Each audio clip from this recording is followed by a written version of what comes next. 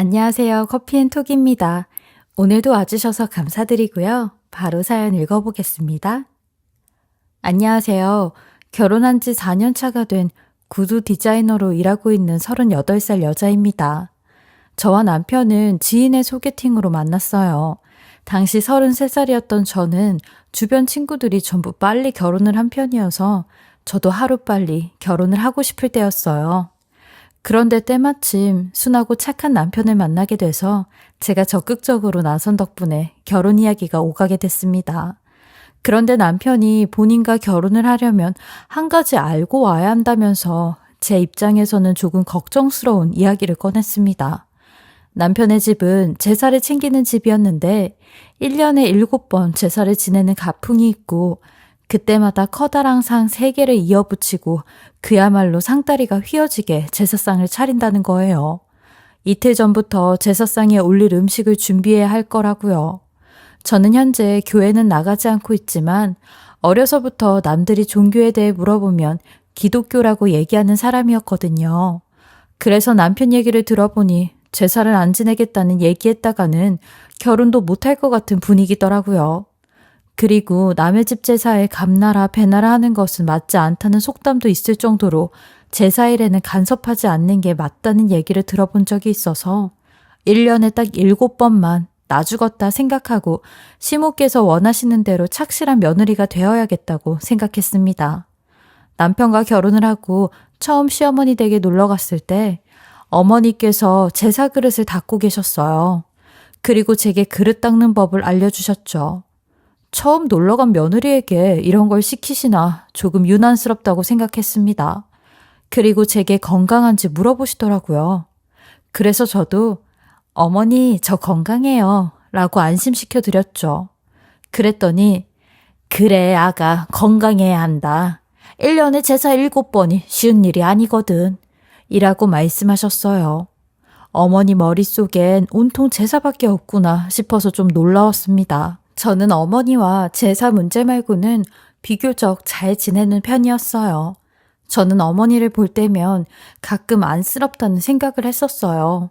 사실 남편의 아버님은 일찍 돌아가셨거든요. 어머니는 남편과 신우 3분을 홀로 키우셨습니다.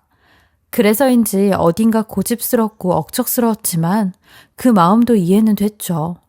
거실에 걸린 커다란 가족 사진에 아버님이 안 계신 게 마음이 아프더라고요. 사진에 가까이 가봤더니 왼쪽 모서리에 아버님의 흑백 증명사진이 끼워져 있었는데 그걸 보니 참 마음이 안 좋았습니다. 그래서 저는 어머니를 모시고 여행을 가자고 남편에게 졸랐습니다. 그때는 이런 상황이 아니라 제주도로 여행도 다녀왔었어요. 어머니는 굉장히 무뚝뚝한 성격이라서 저에게 살갑게 말씀해 주신 적은 없었지만 저는 전부 이해했습니다. 그리고 얼마 지나지 않아 또 제사를 코앞에 두고 있었어요. 하지만 여느 날처럼 출근을 하고 집으로 돌아왔는데 열이 심하게 나더라고요. 그리고 목이 심각하게 붓기 시작하는데 이미 목 안에 하얗게 염증이 끼기 시작했어요. 혹여나 남편에게 옮길까 병원에 가기 전까지 집에서도 마스크를 끼고 각방을 쓰며 떨어져 있었습니다. 그런데 당장 제가 이런 편도염에 걸렸다는 두려움보다 이틀 뒤에 있을 제사에 참여하지 못한다는 사실이 더 걱정스럽더라고요. 그래서 저는 어머니께 전화를 걸었어요. 어머니, 죄송해요. 제가 몸이 좀 안 좋아서 이번 제사는 못 갈 것 같아요. 혹여나 갔다가 가족들한테 옮길 수도 있을 것 같아서요. 라고 말씀드렸어요. 그런데 갑자기 어머니가 버럭 소리를 지르시면서 내가 이럴 줄 알았어. 구두니 뭐니 만든다고 새초롬하게 굴더니 얼굴도 모르는 조상제사를 네가 왜 드려야 하나 싶었냐? 라면서 갑자기 저를 비난하시는 거예요. 너무 당황스러워서 어머니 절대 그런 게 아니고 제가 정말 몸이 너무 안 좋아서 그래요. 열도 나고요. 라고 말씀드렸죠. 그런데 어머니는 기가 막히게도 이렇게 전화까지 하면서 나한테 못 온다고 할 힘이 있는 거 보니까 괜찮은 것 같으니 제사 전날 집에 와서 자라. 준비할 게 많으니까 죽어도 제사는 지내고 죽어. 라고 하시더라고요. 처음 들어보는 어머니의 폭언에 잠이 안 왔습니다. 그리고 저는 정말 많이 아팠어요.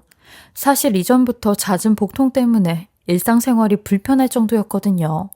남편에게도 이 사실을 얘기했는데 남편은 그러게 내가 결혼 전부터 각오해야 한다고 얘기했잖아. 비상식적이라고 생각되겠지만 어쩔 수 없어. 아프면 제사 준비하지 말고 당일에 잠깐 갔다 오자. 거기까진 내가 어머니한테 잘 얘기해 볼게.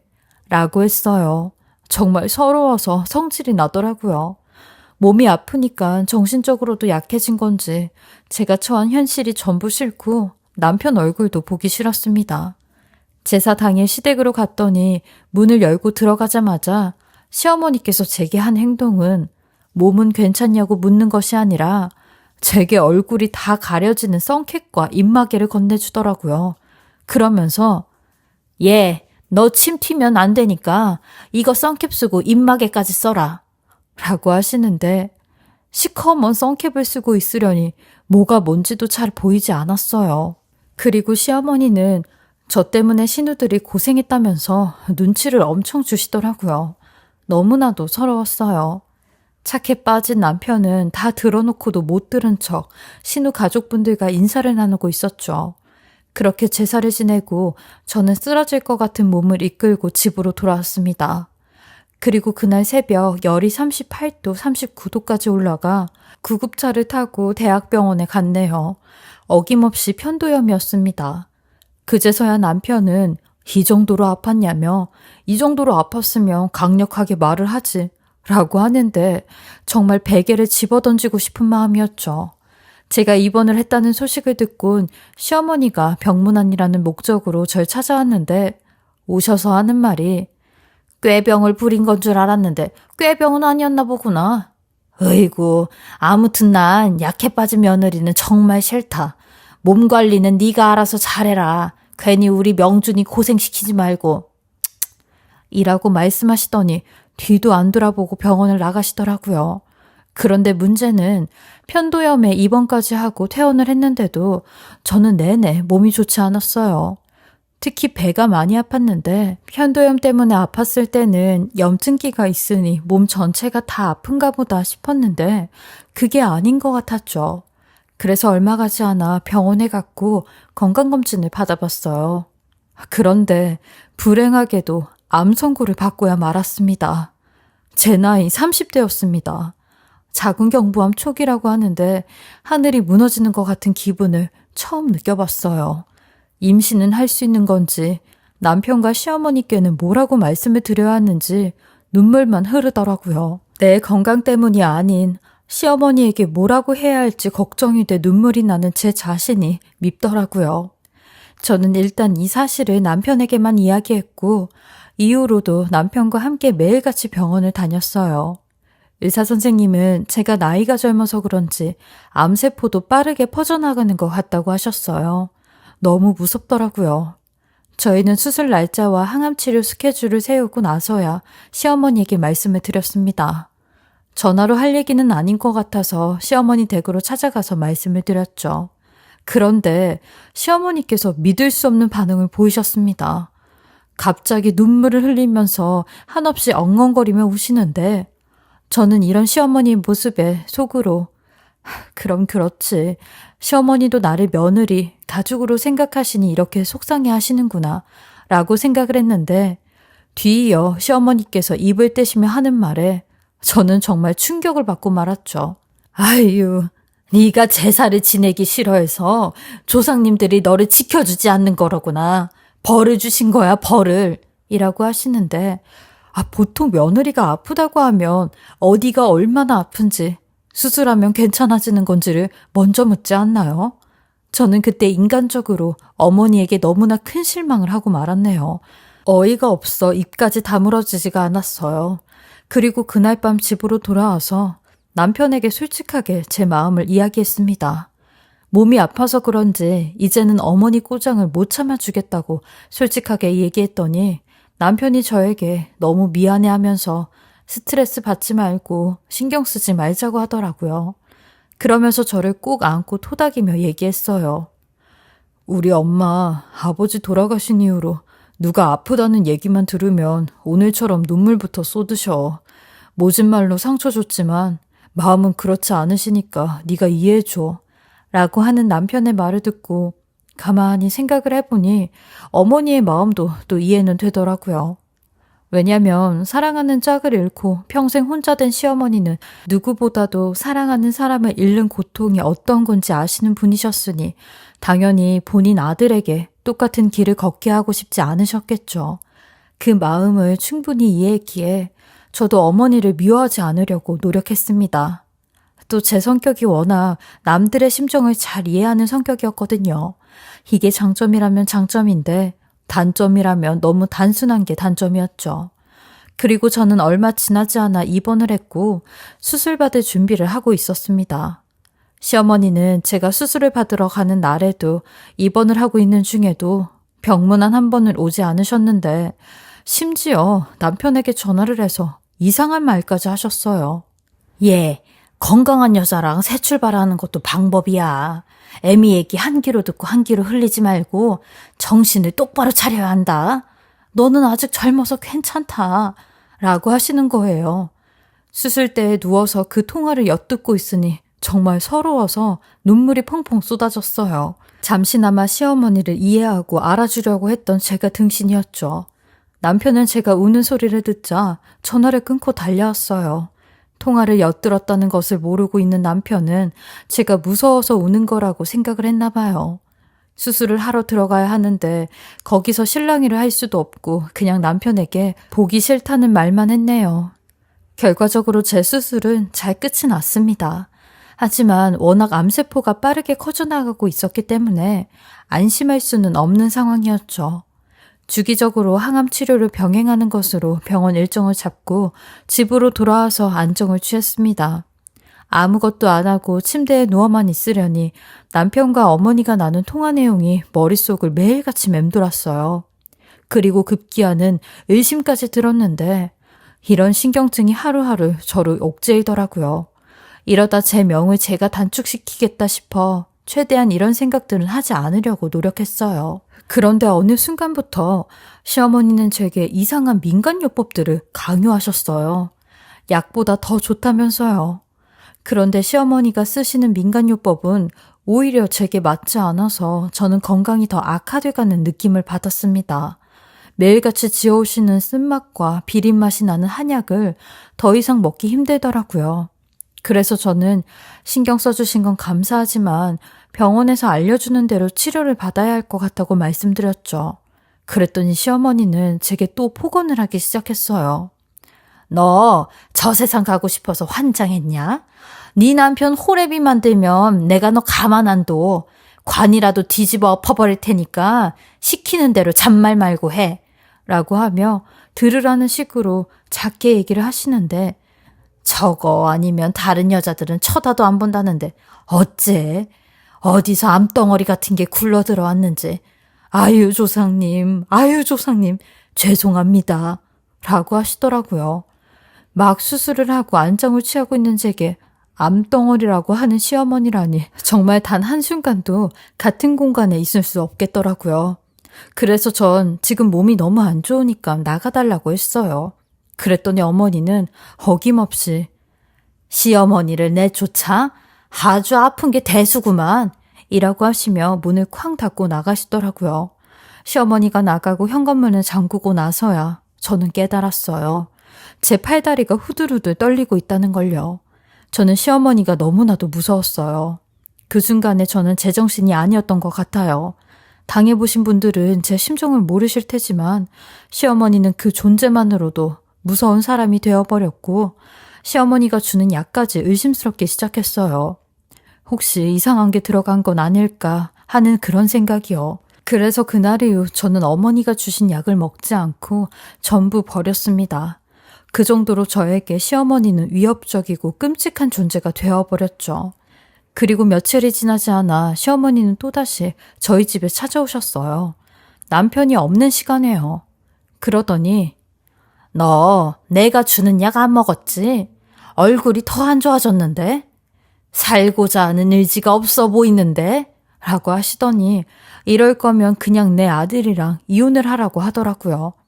어차피 결혼한 지 얼마 되지도 않았고 자궁도 안 좋아서 임신도 못하는 상태 아니냐면서 여러 사람 인생 망치지 말고 아플 거면 너 혼자 아프라고 하는데 저도 그 말에 더 이상은 참을 수만은 없어 어머니께 저도 남편이랑 헤어질 마음 없고 모든 결정은 제가 알아서 할 테니까 어머니께서도 선을 좀 지켜주셨으면 좋겠어요. 라며 처음으로 언성을 높여 얘기했습니다. 제 말에 시어머니는 한치의 양보도 없이 점점 더 폭언과 괴롭힘이 심해졌는데요. 하루는 어머니께서 부적 2장을 들고 와서 제게 주시더니 한 장은 침대 밑에 깔아두고 나머지 한 장은 몸에 지니고 다녀라 라고 하시더라고요. 무슨 부적이냐고 물어봐도 대답도 안 해주셨죠. 그런데 참 이상하죠. 그 부적을 받은 이후로 저는 계속 악몽을 꾸게 되었습니다. 기분이 너무 찝찝했어요. 이 부적이 무엇을 위한 것인지 알아내야 했습니다. 그래서 신우에게 연락했어요. 저 신점을 보러 가고 싶은데 어디 아시는 곳 있으세요? 그러자 신우는 어머니가 자주 가는 곳이 있다면서 알려주시더라고요. 저는 그곳에 부적을 들고 찾아가 봤어요. 그리고 무당에게 부적을 보여주면서 이 부적이 어디에 쓰는 건지 물어봤죠. 하지만 그 무당은 저를 말없이 흘겨보더니 이거 내 거구만. 말해줄 수 없지. 누구한테 받은 건진 모르겠지만 알려줄 수 없어. 라고 하더라고요. 그래서 저는 그러지 마시고 어디에 쓰는 부적인지 모르겠지만 이 부적 가격 5배로 드릴 테니 무슨 부적인지만 알려주세요. 라고 얘기를 했어요. 그랬더니 그분은 눈이 반짝거리더니 바로 말을 해주더라고요. 그리고 무당이 해준 얘기는 정말 충격 그 자체였습니다. 사람 떼어낼 때 쓰는 부적이야. 최대한 멀리 내쫓고 싶을 때 쓰는 부적이라고. 이라고 얘기하더라고요. 그 말을 듣는데 손이 떨리고 심장이 두근거려서 혼났습니다. 돌아오는 길에 아주 부적을 갈기갈기 찢어버리고 생각했어요. 이렇게 살 수는 없다고요.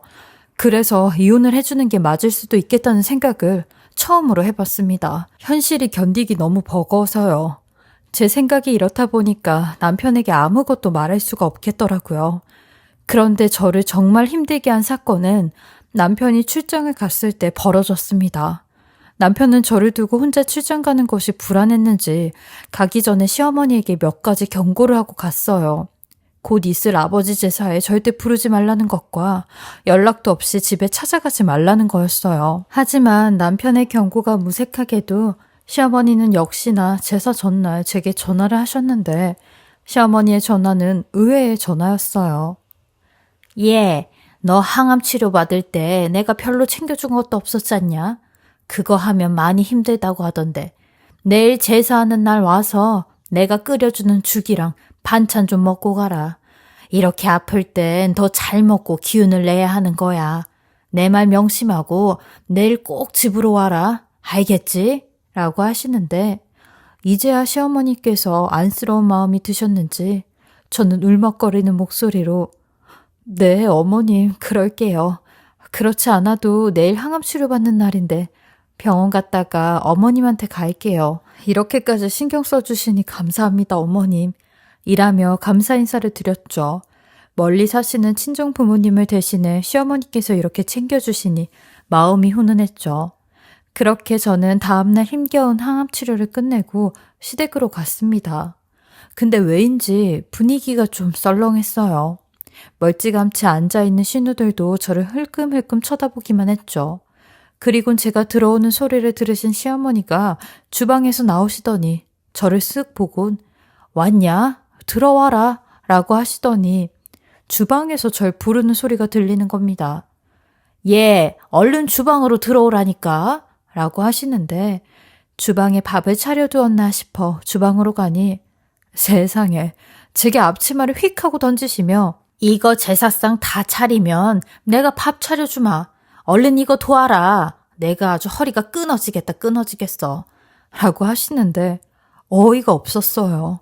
어떻게 항암 치료 받고 온 며느리에게 밥 해준다고 거짓말까지 해서 제사상을 차리라고 하는지 저는 이건 아니다 싶어 시어머니에게 그대로 앞치마를 돌려드리며 아니요. 저 어머님이 차려주신 밥 안 먹어도 되니까 그냥 가보겠습니다. 그리고 이 제사 음식도 안 할 거고요. 라고 하며 겉옷을 챙겨 나오려고 하는 순간 시어머니께서 제 뒷덜미를 잡아당기시며 신우들에게 야들아, 이 싹퉁바가지 잡아라. 막어. 어딜 가려고 해? 라고 하시는데 신우들도 제게 아우 옳게 엄마 성격 알면 그냥 좀 맞춰줘라. 그깟 음식하는데 얼마나 힘들다고 그래. 그냥 좀 몸으로 때우고 가. 라며 제 양쪽 팔을 잡아당기시는데 제 힘으로는 그 셋을 감당하기엔 역부족이었습니다. 저는 그런 상황에서 이렇게 있다간 빼도 박도 못하겠다 싶어 알겠어요. 그깟 음식 하면 될 거 아니에요. 이거 좀 놓으세요. 라고 했어요. 그러니 그제서야 저를 확 밀쳐내며 놓더니 얘 암덩어리 생선 구워야 되니까 빨리 와라. 라고 하시는데 저는 그 말을 듣자마자 들어오라는 주방이 아닌 마루에 세팅이 되어 있는 병풍과 시아버님 영정사진이 놓여져 있는 제사상 쪽으로 향했어요. 그리곤 그 병풍을 있는 힘껏 번쩍 들어 상에 있는 대로 내리치며 뭐라고요? 암덩어리라고요? 이 집의 암덩어리는 제가 아니라 바로 어머님 당신이에요. 제가 여태까지 쉬쉬거리며 어머님 말에 네네거리니까 무슨 호구로 아셨죠? 저라고 생각도 없고 감정도 없는 사람이라고 생각하셨어요? 여태까지 어머님이 대단해서 제가 이러고 참았는지 아세요?